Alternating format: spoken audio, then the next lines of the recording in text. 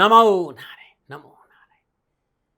जय गौ माता, वंदे मातरम। आप भारती को प्रणाम और हृदय से ओम शम शनिश्चराय नमः। दर्शकों, मित्रों, साथियों, जीवन में सफलता के लिए अपने लक्ष्य पर ध्यान रखना चाहिए। जिसका लक्ष्य पर ध्यान है, सफलता दामन चूमेगी। क्योंकि किसी की नज़र में आप अच्छे हैं और किसी की नज़र में आप बुरे हैं। हकीकत तो यह है कि जिसकी जैसी ज़रूरत है उनके लिए आप वैसे हैं। आपको तो केवल अपने लक्ष्य पर ध्यान रखना चाहिए। ओम नमो नारायण। सफलता मिल जाएगी। दर्शकों, मित्रों, साथियों, सितंबर 2025 12 के 12 राशियों के लिए कैसा रहेगा, ये मासिक राशिफल लेकर आपके सामने हूं। सितंबर का महीना है और इस बार माता ने बुलाया है। चलो, बुलावा आया है, माता ने बुलाया है। जो लोग माता की धाम जाने की स्थिति में नहीं है, उनके लिए माता को अपने घर बुलाने का एक खास अवसर के साथ सितंबर का महीना दस्तक देने को है। लाल चुनरी, नारायण पूजा की सामग्री, सजा बाजार, अखंड पावन ज्योत के अवसर के साथ मां भगवती दुर्गा की असीम अमोघ और जीवन की दिशा को बदल देने वाली कृपा और जीवन के समस्त संकटों को, भय और दुखों से मुक्ति दिलाने वाले के लिए सितंबर 2025 का महीना आने को तैयार है। क्योंकि मां भगवती दुर्गा के नवरात्रि रहेंगे। इस अवसर के साथ साथ सितंबर का महीना पितरों की प्रति आपके मान सम्मान, प्यार, कृतज्ञता व्यक्त करने का अवसर भी अपने साथ लाया है। जिसका लाभ उठाकर आप अपने पितरों को तृप्त कर सकते हैं, अपने पितरों का आशीर्वाद प्राप्त कर अपने कर्तव्य को निभा सके। इसके साथ ही भाग्यशाली होकर अपने जीवन को सुख समृद्धि की ओर ले जा सकने में आप सफल रहेंगे। क्योंकि बिना पितरों के आशीर्वाद के ये संभव नहीं है। पितर पक्ष पितरों के प्रति कृतज्ञता व्यक्त करने का एक तरीका है। श्राद्ध पक्ष हिंदू धर्म में एक महत्वपूर्ण धार्मिक कर्तव्य माना गया है, लेकिन साथ ही ये सामाजिक रूप से भी महत्वपूर्ण है, क्योंकि ये परिवार और समुदाय को एक साथ लाता है। अद्भुत है सितंबर का महीना। नवरात्रि भी है, पितृपक्ष भी है। कैसे मां को मनाए, कैसे पितरों को प्रसन्न करे, सारी चर्चा करूंगा।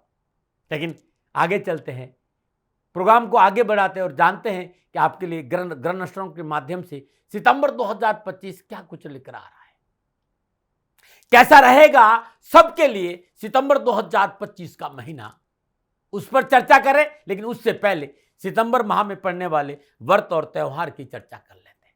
सितंबर माह के प्रथम सप्ताह में यानी 7 सितंबर को खगरास चंद्रग्रहण है। यह चंद्रग्रहण संपूर्ण भारत में खगरास रूप में दिखाई देगा। 7 सितंबर से महालय श्राद्ध प्रारंभ हो रहा है। 21 सितंबर को महालय श्राद्ध समाप्त होगा और इसी दिन सर्व पितृ श्राद्ध संपन्न किया जाएगा और 22 सितंबर को घट स्थापना के साथ ही शारदीय नवरात्रों का प्रारंभ होगा। अब मैं आपको जानकारी दूंगा कि सितंबर 2025 के महीने में ग्रहों की स्थिति किस प्रकार बन रही है। 13 सितंबर को मंगल देव तुला राशि में संचरण करेंगे और 15 सितंबर को बुध देव अपनी मूल त्रिकोण राशि कन्या से और शुक्र देव सिंह राशि में संचरण करेंगे। 17 सितंबर को सूर्य देव कन्या राशि में संचरण करेंगे। बृहस्पति देव मिथुन राशि में, शनि देव मीन राशि में वक्री अवस्था में, राहु देव कुंभ राशि में और केतु देव सिंह राशि में संचरण कर रहे हैं। इन संपूर्ण ग्रह योगायोगों का प्रभाव कैसा रहेगा आप पर, क्या हो सकती समस्या, क्या रखे सावधानी और क्या करे समाधान, और कैसे करे मां भगवती को प्रसन्न और कैसे पाए पितरों का आशीर्वाद, इन संपूर्ण जानकारियों के साथ मैं बात करूंगा आपके मासिक भविष्य फल की कि सितंबर 2025 का महीना आप सबके लिए कैसा रहेगा। ये राशिफल चंद्र राशि पर आधारित है, लेकिन यदि आप अपनी लगन कुंडली से भी देखेंगे तो राशिफल आपको सटीक मिलेगा। आपकी 12 के 12 राशि और जो भी लग्न आप है उस हिसाब से देखो, राशिफल सटीक रहेगा। लेकिन ध्यान रखिएगा, राशिफल चंद्र राशि से देखना अच्छा अनुकूल माना गया है। राशिफल पुरुषों के लिए भी है, महिलाओं के लिए भी है, बुजुर्गों के लिए, बच्चों के सबके लिए राशिफल। लेकिन ये जनरल प्रेडिक्शन है। आप ये जानना चाहते हैं कि सितंबर 2025 का महीना आपके लिए कैसा रहेगा, नीचे नंबर आ रहे, इन नंबरों पर संपर्क करके अवश्य आप जानकारी ले सकते हैं। लेकिन मित्रों, साथियों, ये मेरा निजी आकलन है। न भय, न भ्रम, न भ्रांति, न विवाद, न तर्क, शक, न उपनयन का अधिकार सदा आपके पास था, सदा आपके पास और सदा आपके पास रहेगा। अब मैं 12 के 12 राशियों में से अब मैं राशि चक्र भव चक्र की छठी राशि यानी कन्या राशि वालों के लिए सितंबर 2025 का महीना नक्षत्र गणनाओं के हिसाब से क्या राशिफल का संकेत दे रहा है, कन्या राशि वालों के लिए सितंबर 2025 का महीना कैसा रहेगा, मैं राशिफल की चर्चा करूं उससे पहले कन्या राशि के व्यक्तित्व के बारे में शास्त्र मत कुछ अनुभव की बात है। मित्रों साथियों, कन्या राशि की राशि अधिपति बुध माने गए हैं और बुध है उनके राशि के राशि अधिपति। आपकी कन्या राशि है। कन्या राशि के व्यक्ति सदा मेहनती होते हैं। इन्हें कार्य करने और उसका प्रबंधन करने में बड़ा आनंद आता है। कार्यों में मीन निकालने और कार्यों में मीन निकालने और समीक्षात्मक विचार होने के कारण ये अक्सर कई बार मजाक का कारण भी बन जाते हैं, लेकिन ये किसी बात का बुरा नहीं मानते।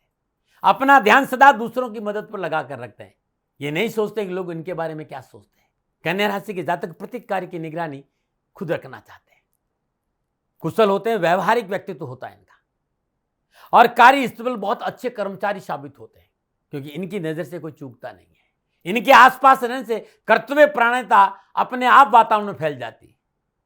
संतुलित निष्पक्ष कन्या राशि के लोग अनावश्यक रूप से भावनाओं में नहीं बहते, चाहे कैसी भी स्थिति सामने आए ये अपने आप को शांत रखने में कामयाब रहते हैं। लेकिन यदि सर्वश्रेष्ठ प्रयासों के बावजूद भी काम में सफलता नहीं मिलती तो कई बार मैंने टूटते हुए देखा हूं। अपने कार्य के प्रति अति सावधान कन्या राशि के जातक शांत, सुव्यवस्थित और अपने आप में रहने वाले होते हैं। ये कड़ी मेहनत और शांत संकल्प के साथ अपनी क्षमताएं साबित करके दिखाते और सफलता भी मिलते हैं। ये था इनके व्यक्तित्व के बारे में कुछ विचार। अब सितंबर 2025 का महीना क्या राशिफल का संकेत दे रहा है कन्या राशि वालों के लिए, तो इसके लिए राशिफल का आधार गोचर है। अब बात करते हैं कि आपके लिए ग्रह गोचर किस प्रकार की स्थिति बना रहे हैं सितंबर 2025 के महीने में, उसे थोड़ा समझने का प्रयास करते हैं। कन्या राशि वालों के लिए राशि अधिपति बुधदेव दशमेश और लग्नेश होकर केतुदेव के साथ द्वादश भाव सिंह राशि में विराजमान है। द्वादशेश सूर्य देवी माह के प्रारंभ में द्वादश भाव स्वराशि सिंह से संचरण कर रहे हैं। बुधदेव और सूर्यदेव की सप्तम दशा छठे भाव मकर राशि पर रहेगी।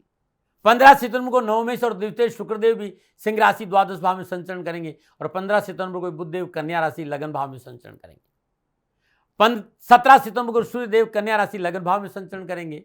मंगलदेव अष्टमेश और तृतीयेश होकर कन्या राशि लगन भाव से संचरण करेंगे। 13 सितंबर को मंगलदेव तुला राशि दूसरे भाव में आएंगे। चतुर्थेश और सप्तमेश बृहस्पति देव मिथुन राशि दसम भाव में संचरण करेंगे। पंचमेश और षष्ठेश वक्री शनिदेव मीन राशि सप्तम भाव और राहु देव कुंभ राशि छठे भाव से संचरण करेंगे। कन्या राशि वालों के लिए यह था ग्रहों का संचरण सितंबर 2025 के महीने में। अब सबसे पहले बात करेंगे कि सितंबर के महीने में इन ग्रहों के संचरण का मोटे तौर पर कन्या राशि पर किस प्रकार का प्रभाव रहेगा। कन्या राशि वालों के लिए सितंबर का महीना नक्षत्र गणनाओं के हिसाब से व्यावसायिक योजनाओं का लाभ देने वाला होगा। व्यापार को नई दिशा और गति देने में सफलता मिलेगी। आपकी क्षमता और कार्य कौशलता में बढ़ोतरी होगी और आपके जीवन में आ रही समस्याएं काफी हद तक दूर हो जाएगी। इस महीने आर्थिक जीवन में उन्नति और लाभ की प्राप्ति के लिए भी इसमें आपको कई प्रकार के शुभ अवसर मिलने के योग बनेंगे। नौकरी में प्रमोशन का लाभ मिलेगा। रुके हुए धन की प्राप्ति होगी। इच्छा शक्ति का लाभ मिलेगा। आय के नए साधन प्राप्त होंगे। व्यवसायिक कामकाज में सुधरता आएगी। आपका मेहनत, आपका परिश्रम, आपका संघर्ष, आपका एफर्ट के अनुसार आपको लाभ प्राप्ति के साधन उपलब्ध होंगे, लाभ मिलेगा और मन प्रसन्न रहेगा। कार्य क्षेत्र में आपको अपने सहकर्मियों और वरिष्ठ अधिकारियों की सराहना और सहयोग की प्राप्ति होने के योग बनेंगे और कार्यगति से अनुकूलता से आर्थिक स्थिति मजबूत रहेगी। कार्य क्षेत्र में नए अवसरों का लाभ मिलेगा। पारिवारिक और सामाजिक और निजी जीवन के लिहाज से आपके लिए ये माह आपके लिए बहुत फायदेमंद साबित होगा। पारिवारिक उठापटक से मुक्ति मिलेगी। पारिवारिक सदस्यों के आपसी सहयोग की वजह से परिवार के संबंधों में सुधरता आएगी। आपसी रिश्ता मजबूत होगा। संतान पक्ष अनुकूल बना रहेगा और संतान की शिक्षा संबंधी मसले सुलझेंगे। युवा और विद्यार्थियों के लिए कैरियर और शिक्षा के दृष्टिकोण से समय सुधार का संकेत दे रहा है। उस शिक्षा में मनोनुकूल अवसर प्राप्त होंगे। इस समय क्या कि मेहनत और परिश्रम का अच्छा लाभ मिलेगा। तकनीकी क्षेत्र, इंजीनियरिंग, पॉलिटेक्निक के क्षेत्र में विशेष सफलता के योग है। हाँ, सेहत को लेकर सावधान जरूर रहना होगा। ये था मोटा कन्या राशि वालों के लिए सितंबर 2025 के महीने का कन्या राशि वालों के लिए संकेत। अब मैं बात करूंगा, जब सितंबर के महीने में ग्रह राशि परिवर्तन करेंगे तब आपस में जो ग्रह योगा योग, युति और दृष्टि संबंध बनेगा, उसके हिसाब से कन्या राशि वालों के लिए कामकाज, कारोबार, नौकरी, व्यवसाय, समाज, परिवार, स्वास्थ्य और शिक्षा के दृष्टिकोण से क्या प्रभाव पड़ेगा, इस विषय पर विस्तार से बात करूंगा। और सबसे पहले बात करूंगा कन्या राशि के युवा और विद्यार्थियों के लिए। कन्या राशि के युवा और विद्यार्थियों के लिए कैरियर और एजुकेशन के हिसाब से सितंबर 2025 का महीना मनो आवश्यकताओं की पूर्ति का रहेगा। कन्या राशि वालों के लिए पंचमेश और षष्ठेश शनिदेव का संचरण व्यापार भाव मीन राशि से हो रहा है। शनिदेव की तीसरी दशमी भाग्य स्थान वृषभ राशि पर रहेगी। तृतीय और अष्टमेश मंगल देव लगन भाव कन्या राशि में विराजमान है और नवमेश शुक्रदेव लाभ भाव कर्क राशि में संचरण करेंगे। शुक्रदेव की सप्तम दशा पंचम भाव पर रहेगी। 12वें भाव में सिंह राशि में दशमेश लग्न से बुधदेव स्वराशिगत सूर्यदेव केतुदेव के साथ विराजमान रहेंगे। सूर्यदेव और बुधदेव की सप्तम दशा छठे भाव कुंभ राशि पर है जहां राहुदेव विराजमान है। शिक्षा के प्रति आप जागरूक रहेंगे। उमंग और उत्साह में वृद्धि होगी। माता पिता परिवार शिक्षकों का मार्गदर्शन इस महीने आपके लिए उपयोगी रहेगा, लेकिन शिक्षा में मनोनुकूल सफलता के लिए प्रयासों में वृद्धि करनी होगी। प्रतियोगी परीक्षा इंटरव्यू आदि में सफलता के लिए कठिन परिश्रम और संघर्ष भी करना पड़ेगा। उच्च शिक्षा में अध्ययन विद्यार्थियों के लिए महाप्रारंभ में अच्छी सफलता दे रहा है। इस महीने पुरुषार्थ का फल अधिक मिलेगा। युवा और विद्यार्थियों को कैरियर, कामकाज, कारोबार, शिक्षा के दृष्टिकोण से उत्तम अवसर के साथ साथ लाभ भी मिलेगा। बात करूंगा कारोबार, नौकरी और आर्थिक दृष्टिकोण। कन्या राशि वालों के लिए सितंबर का महीना संपूर्ण ग्रह योगायोग को सूक्ष्म दृष्टि देखा जाए तो कारोबार, कामकाज, नौकरी के लिहाज से अच्छा समय रहेगा।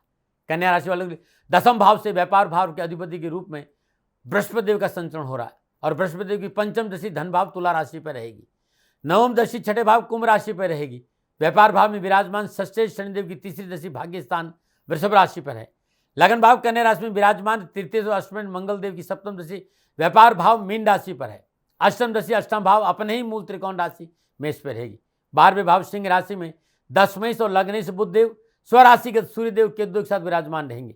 सूर्यदेव और बुधदेव की सप्तम दशा छठे भाव कुंभ राशि पर रहेगी जहां राहुदेव विराजमान है। देश विदेश से कारोबारी संबंध बनेंगे। एक्सपोर्ट और इंपोर्ट के व्यवसाय में बहुत अच्छा लाभ मिलेगा और देश विदेश से कारोबारी यात्राओं का लाभ मिलेगा। साथ ही आप अपने देश से बाहर जाकर कुछ करना चाहते हैं उसके लिए भी आपको अच्छा अवसर मिलेगा। शासन प्रशासन से लाभ मिलेगा। नौकरी पेशे जातकों को एक से अधिक आय स्रोतों का लाभ भी मिलेगा। कामकाज, कैरियर के दृष्टिकोण से सितंबर के महीने आपके लिए बहुत महत्वपूर्ण रहेगी। परिश्रम पर ध्यान दें। सहकर्मियों और बॉस से बनाकर रखें। अपने प्रयासों में कोई कमी नहीं आने दें। इस माह कार्य क्षेत्र में गति मिलेगी। कारोबार में सफलता मिलेगी। रोजगार संबंधी परेशानी से मुक्ति मिलेगी। लाभ प्राप्ति के बेहतर मौके प्राप्त होंगे, परंतु बहुत जरूरी है यदि आप नौकरी में है तो नौकरी में परिवर्तन नहीं करें। आपको नौकरी में परिवर्तन करना नुकसानदायक साबित रहेगा। आपको मनोवांछित सफलता प्राप्त करना है, पिछली समस्याओं से राहत पानी है तो जो काम है उस पर विशेष ध्यान दीजिए। उसमें सफलता भी मिलेगी और पिछली परेशानी से मुक्ति भी मिलेगी। वैसे मनोबल मजबूत बना रहेगा। कार्य क्षेत्र में आपको कई प्रकार की नई भूमिका और नई जिम्मेदारी मिल सकती है। ये गोचर आपके लिए अत्यंत प्रभावशाली लोगों से मिलने का अवसर भी देगा जो लंबे समय तक भविष्य में आपके लिए लाभदायक साबित रहेंगे। मित्रों का पूर्ण सहयोग प्राप्त होगा। देश विदेश से यात्राओं का योग है। आय के अतिरिक्त साधन उपलब्ध होंगे। आप jeweller, architect, insurance, computer, IIT, technology से संबंधित क्षेत्र में या प्रिंट मीडिया में या वकालत, न्यायालय से जुड़े हुए क्षेत्र में कार्यरत है, नौकरी या इस क्षेत्र में आपका कोई भी काम है तो गोचर गणना सफलता का अच्छा संकेत दे रही। पुराना रुका हुआ धन मिल सकता है। पुश्तैनी संपत्ति का लाभ मिल सकता है। राजनीतिक वर्चस्व में बढ़ोतरी रहेगी। इसके साथ ही स्वाभिमान अवश्य होना चाहिए, लेकिन अहंकार और अत्यधिक आत्मविश्वास से आपको बचना चाहिए। मान प्रतिष्ठा बढ़ेगी। ऐसा करेंगे तो उच्च पदों पर आसीन व्यक्तियों के साथ अच्छे संबंध बनेंगे। बस निर्णय क्षमता आपकी मजबूत रखें। आत्मबल को कमजोर नहीं होने दें। कन्या राशि वालों, सामाजिक और पारिवारिक दृष्टिकोण से पारिवारिक वातावरण अनुकूल रहेगा। वैवाहिक जीवन में पूर्ण सफलता और शांति का वातावरण नजर आ रहा है। कन्या राशि वालों के लिए सुख भाव के अधिपति के रूप में बृहस्पति देव का संचरण दसम भाव मिथुन राशि से हो रहा है और बृहस्पति देव की पंचम दशा महापरिंद कुटुंब भाव तुला राशि पर रहेगी। सप्तम दशा सुख भाव पर अपनी मूल त्रिकोण राशि धनु पर रहेगी। कुटुंब भाव के अधिपति के रूप में शुक्रदेव लाभ भाव कर्क राशि में विराजमान रहेंगे। सप्तम दशा पंचम भाव पर रहेगी। ग्रस भाव मीन राशि में पंचमेश और षष्ठ शनिदेव का संचरण और शनिदेव की तीसरी दशा भाग्य स्थान वृषभ राशि पर रहेगी। वैवाहिक जीवन अच्छा रहेगा। पति पत्नी में तालमेल में अनुकूलता रहेगी। ये समय पारिवारिक दृष्टिकोण से समय ठीक है, परंतु मंगलदेव का लगन भाव कन्या राशि में संचरण अनावश्यक मानसिक हलचल पैदा करेगा।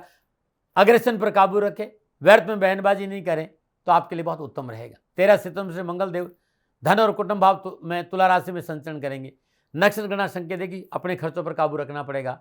पारिवारिक सदस्यों के स्वास्थ्य को लेकर समस्या नजर आ रही है, इस पर लापरवाही नहीं करेगा।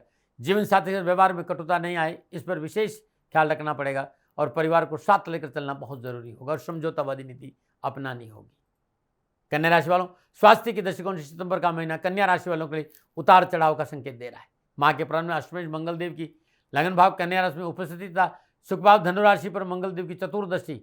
माह के उत्तरार्ध में मंगलदेव के कुटुंब भाव तुला राशि में संचरण के साथ साथ पंचम भाव पर मंगलदेव की चतुर्दशी और लग्नेश बुद्धि की सूर्यदेव और केतुदेव का 12वें भाव में उपस्थित होना और सप्तम भाव में विराजमान शनिदेव की लगन भाव पर महापरिंद सप्तदशी होना मौसमी बीमारी से सावधान होने का संकेत दे रही। स्किन प्रॉब्लम, रोग, खान पान के प्रति अनियमितता, मानसिक द्वंद्व से दूर रखना बहुत जरूरी है और मानसिक तनाव को अपने ऊपर हावी नहीं होने दे।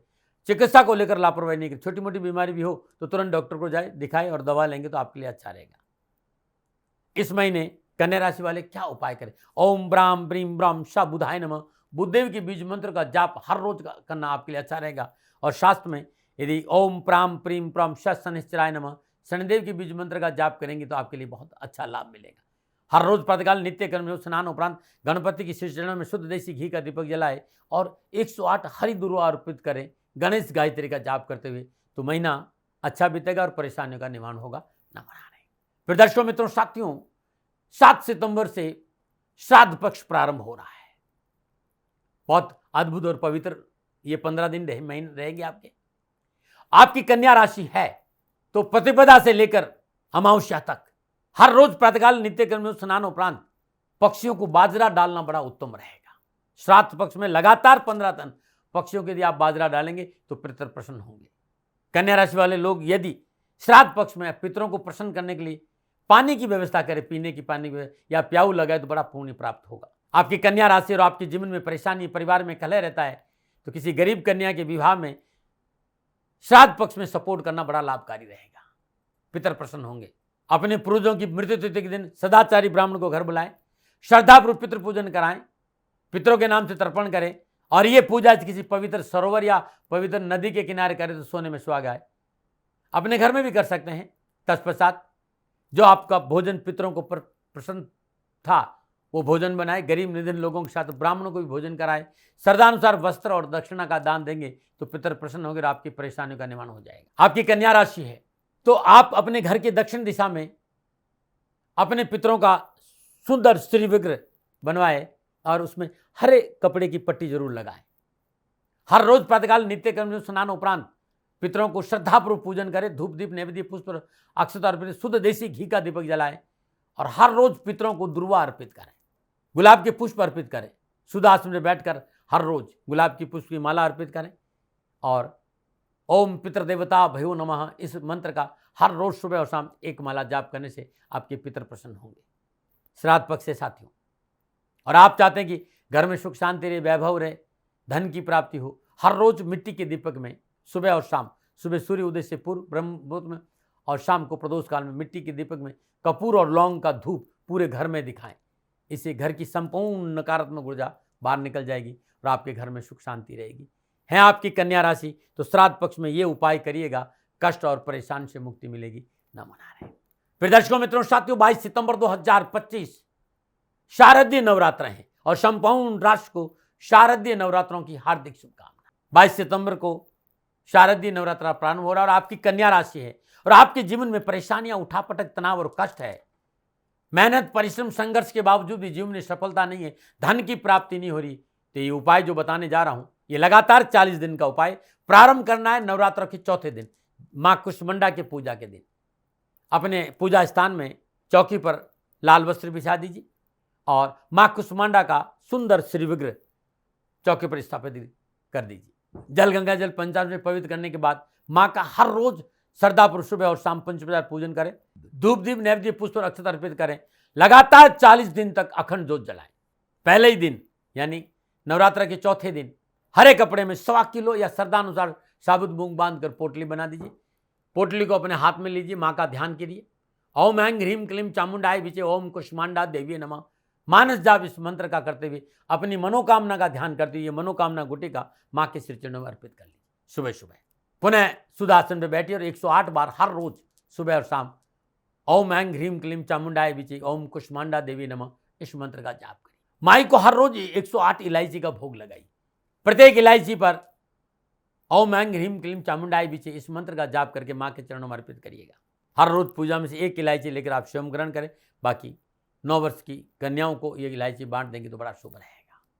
ये उपाय नवरात्रों के चौथे दिन करना है और लगातार 40 दिन करना है। जो आपने सुबह पूजा में मनोकामना गुटिका रखी है साबुत मूंग की, वो दूसरे दिन सुबह किसी गरीब निर्धन विधवा स्त्री को दान में दे देना है और नई मनोकामना गुटिका पुनः उसी तरह पोटली बनाकर रखना है, माँ से प्राप्त कर। ये लगातार 40 दिन करेंगे तो जीवन की संपूर्ण परेशानियों का निवारण मिल जाएगा।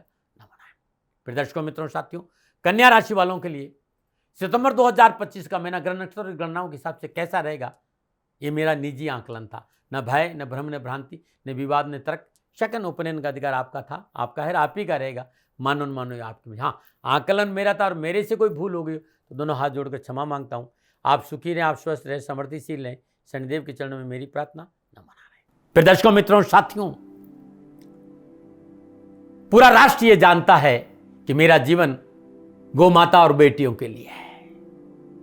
यत्र नारीस्तु पूजन्ते रमन्ते तत्र देवता। ठीक किसी तरह मेरा जीवन गौ माता की शरणागत है, उनके चरणों में है। पूरा राष्ट्र और राजस्थान का हर व्यक्ति जानता है कि दाती महाराज गायों से बहुत प्यार करते हैं, बेटियों से बहुत प्यार करते हैं। पिछले 35-36 सालों में सैकड़ों हजारों बेटियों के लिए मैंने अपना जीवन दिया है और मैं ये कह सकता हूं कि गौ माता और बेटियों के लिए मेरा संपूर्ण जीवन निछावर है। और ये मेरे जीवन का उद्देश्य था, क्योंकि मेरे लिए राष्ट्र कोई बड़ा है ना, राष्ट्र से बड़ा कोई हो सकता है न संभावना है। और गौ माता और बेटियां राष्ट्र की धरोहर है, उनके लिए करना मेरा कर्तव्य भी था, मेरा कर्म भी था और मेरा धर्म भी था। मैं आपको किसी वजह से नहीं सुना रहा हूं ये बात, बस खाली बता रहा हूं कि ये मेरे जीवन का लक्ष्य था। मैं अपने राष्ट्र की सेवा करूं, ये मेरा धर्म है, क्योंकि मैं इस राष्ट्र का नागरिक हूं। पिछले 30-35 सालों से मैं बेटी बचाओ, गौ सेवा में अपना संपूर्ण जीवन राष्ट्र के साथ लगाया। समय बड़ा बलवान है, समय बलवान होता साथियों। वर्तमान परिस्थितियां आर्थिक दृष्टिकोण से मेरी अनुकूल नहीं है, ये मैं संकेत आपको कई बार दे चुका हूं। धन नहीं मांग रहा हूं, मैंने आज तक राष्ट्र से कभी नहीं कहा कि मुझे धन दो, मुझे पैसे नहीं चाहिए। ना मैंने पहले कभी पैसे मांगे थे और ना मैं अभी पैसे मांग रहा हूं।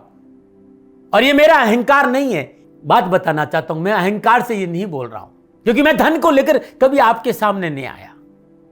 ये मेरा निवेदन है।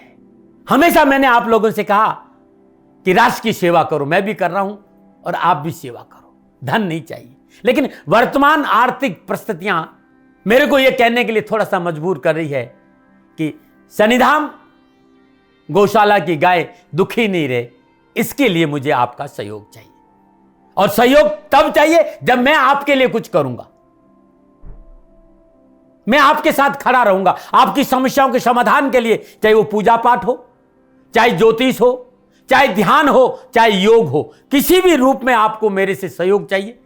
आप सभी अपनी अपनी जन्म कुंडली देखना चाहते हैं, आप चाहते हैं कि मैं आपकी जन्म कुंडली देखकर आपको कुछ समाधान दूं, और आप सबको कुछ न कुछ जानकारी चाहिए।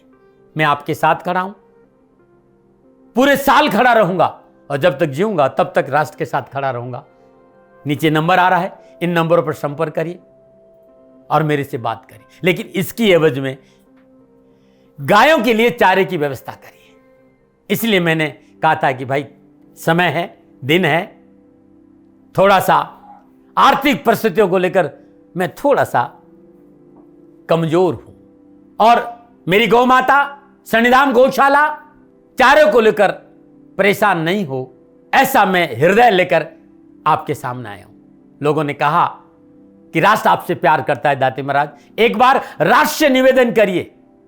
मैं फिर कहना चाहता हूं, मैं धन नहीं मांग रहा हूं और ये मेरा अहंकार नहीं, मेरी विनम्र प्रार्थना। साथियों, मेरा राष्ट्र सर्वोपरि है।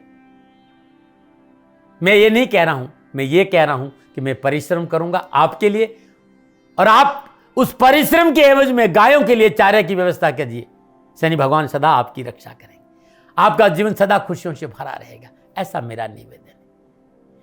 और वे सभी लोग जो सक्षम है, सामर्थ्यवान है, जिन्हें दाती महाराज के ज्योतिषीय समाधान की आवश्यकता नहीं है, उनको मेरा प्रणाम है। और उन सबको मेरा प्रणाम है जो शनिधाम गौशालाओं को सपोर्ट करते हैं, सेवा में कंधा से कंधा मिलाकर खड़ा रहते हैं। जब से मैंने ये सूचना दी, जब से मैंने ये मैसेज दिया, हजारों लोग शनिधाम गौशाला के साथ कंधा से कंधा मिलाकर खड़े हैं। उन सबको मेरा धन्यवाद, मेरा आभार, अभिनंदन। हर महीने आप में से बहुत से लोग कुछ न कुछ शनिधाम गौशाला में सहयोग करते हैं। मैं उन सब के प्रति पुनः एक बार हृदय से अपना आभार प्रकट करता हूं और ये सहयोग में जीवन भर याद रखूंगा। समय ऐसा है, मेरी परिस्थितियां आर्थिक दृष्टिकोण से अनुकूल संकेत नहीं दे रही, इसलिए मैंने राज से कहा कि सन्निधान गौशाला में परेशानी नहीं आए। सरकार सपोर्ट करती है, सरकार की तरफ से जो वो करना चाहती वो करती, लेकिन उससे पूरा नहीं पड़ता है। सरकार की अपनी सीमाएं हैं साथियों, और उससे पूरा नहीं पड़ता है, और अपनी मर्यादाएं भी और सीमाएं। शासन के पास और बहुत से काम है साथियों। फिर भी मैं शासन का भी धन्यवाद दूंगा जो हमारे साथ वो खड़े हैं। पुनः हृदय से एक बार निवेदन करना चाहता हूं, आपको लगता है कि दाती महाराज के साथ सन्निधान गौशाला में खड़ा रहना है तो नंबर नीचे आ रहे हैं, जरूर सहयोग करिएगा। मेरा कोई दबाव नहीं है, समय काल परिस्थिति के अनुसार दाती महाराज की ये प्रार्थना है। मैं दाती महाराज आपका हूं और आप मेरे हो, मुझे लगा कि आपको कहना देना चाहिए। राशिवासियों, व्यापारी नहीं हूं, समय है आज आपसे कह रहा हूं। और यदि आप अपने आसपास भी जो गाय हैं उनकी भी सेवा करते हैं तो ये भी सेवा मेरे को बहुत खुशी हो, क्योंकि गौ माता दुखी नहीं रहनी चाहिए, बस इस बात का ध्यान रखिएगा। पुनः हृदय से आभार। ओम नमो नारायण।